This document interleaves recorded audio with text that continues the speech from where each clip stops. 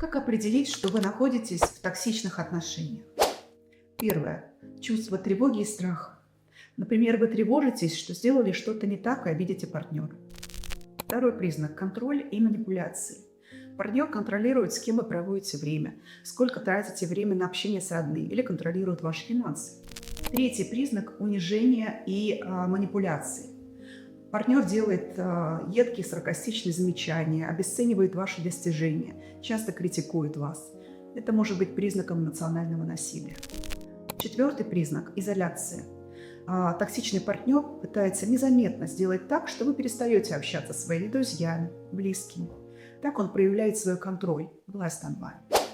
Если вы боитесь своего партнера, если он ударил вас или угрожает ударить, это повод обращения за помощью.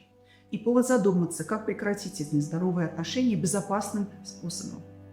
Мы все достойны здоровых, уважительных отношений.